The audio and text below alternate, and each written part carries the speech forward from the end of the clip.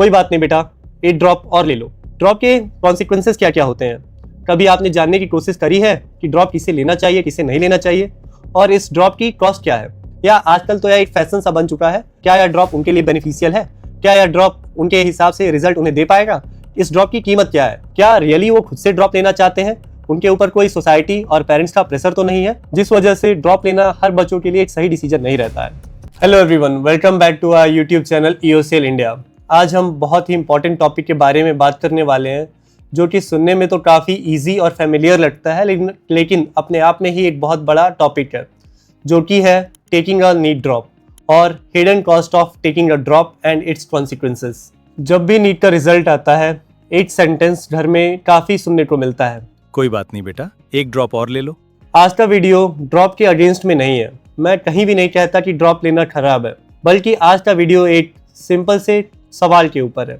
क्या ड्रॉप सबके लिए सही है? ड्रॉप के कॉन्सिक्वेंसेस क्या क्या होते हैं?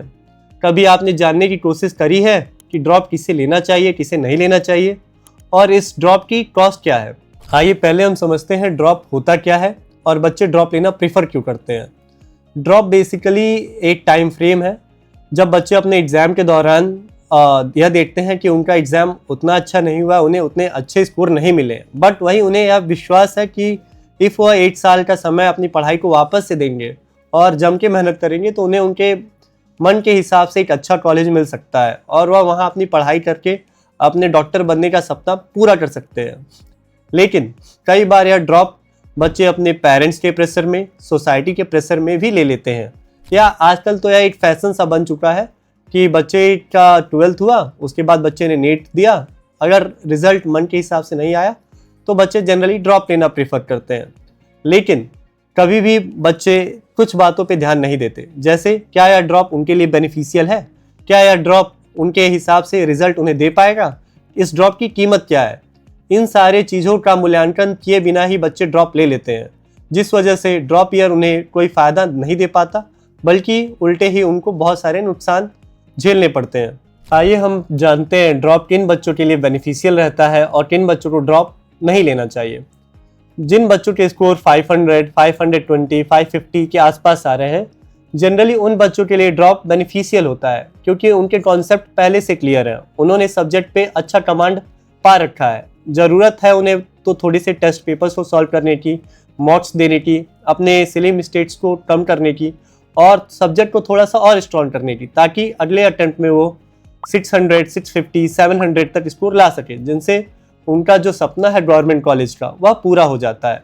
वहीं जो बच्चे 100, 150 या 200 नंबर तक लाते हैं, उनके लिए ड्रॉप उतना बेनिफिशियल नहीं रहता, क्योंकि ड्यूरिंग द प्रिपरेशन आपके स्कोर डबल हो सकते हैं, ट्रिपल हो सकते हैं, लेकिन 150 वाले बच्चे का सीधे 600 लाना यह काफ़ी डिफिकल्ट होता है। वैसे बच्चों के लिए ज़्यादा बेटर यही रहता है कि वो ड्रॉप लेने के बजाय एक बार खुद बैठे और सोचे कि क्या यह ड्रॉप उनके लिए बेनिफिशियल है, क्या रियली वो खुद से ड्रॉप लेना चाहते हैं, उनके ऊपर कोई सोसाइटी और पेरेंट्स का प्रेशर तो नहीं है। ऐसी चीज़ों का मूल्यांकन करके ही आपको ड्रॉप के बारे में सोचना चाहिए। ये तो बात हो गई ड्रॉप किसे लेना चाहिए और ड्रॉप किसे नहीं लेना चाहिए। आइए अब हम जानते हैं एक ड्रॉप का हिडन कॉस्ट क्या होता है।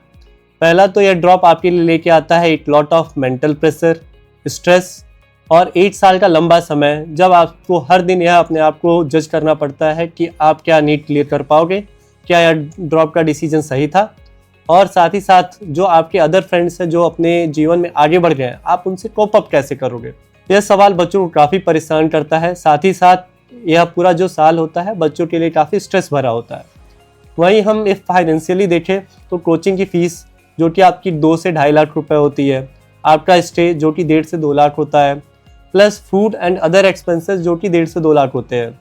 इफ़ हम टोटली कैलकुलेट करें तो एक ड्रॉप ईयर आपको करीबन 6 से 7 लाख कॉस्ट करता है। इफ़ कोई बच्चा 2 साल का भी ड्रॉप लेता है तो वह अपने अदर जो क्लासमेट्स हैं उनसे 2 साल पीछे हो जाता है। साथ ही साथ उसे 14 to 15 लाख का कॉस्ट फाइनेंशियली भी पड़ता है, जिस वजह से ड्रॉप लेना हर बच्चों के लिए एक सही डिसीजन नहीं रहता है। सो मैं बच्चों से यह कहना चाहता हूँ कि कई बार बच्चे जब अपना ड्रॉप का डिसीजन लेते हैं तो उससे पहले बच्चों को एक सवाल खुद से करना चाहिए, क्या यह ड्रॉप मेरे लिए सही है?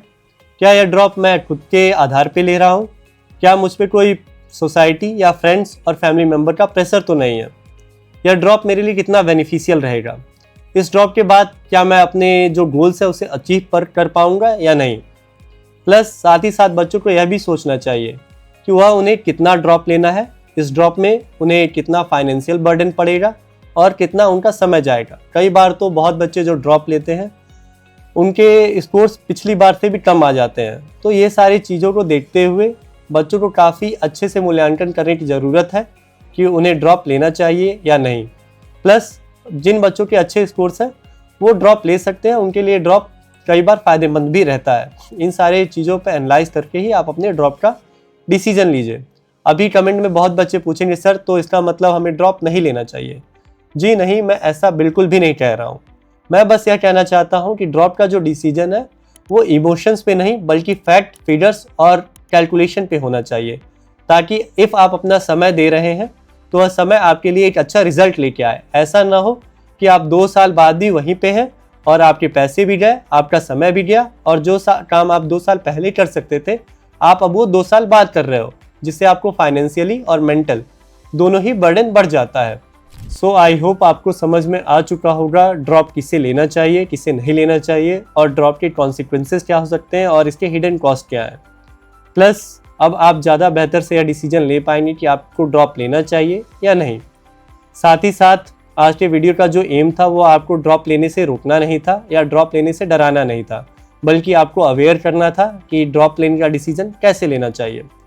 इफ़ आप ड्रॉप लेने के बारे में सोच रहे हैं या आप ड्रॉप लेने को लेके कंफ्यूज हैं देन और आप इस बारे में हमसे कोई मदद लेना चाहते हैं देन आप EOCL इंडिया की टीम को कांटेक्ट कर सकते हैं। हमारे पास वेल एक्सपर्ट काउंसलर्स हैं जो कि आपको इस सब्जेक्ट में काफ़ी अच्छा नॉलेज देंगे और आपके डिसीजन को अच्छे से लेने में आपकी मदद कर सकेंगे।